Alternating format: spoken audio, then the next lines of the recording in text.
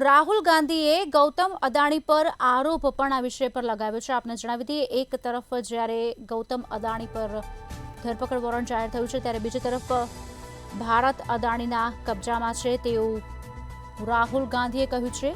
અદાણીએ ભારતને હાઈજેક કર્યું છે, આકરા પ્રહાર કર્યા છે।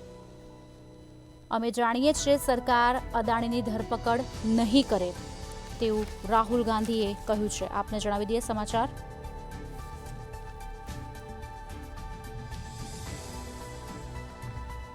રાહુલ ગાંધીએ ગૌતમ અદાણી પર આરોપ લગાવ્યા છે।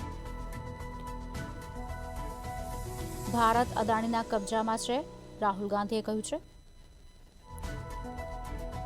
અદાણીએ ભારતને હાઈજેક કર્યું છે।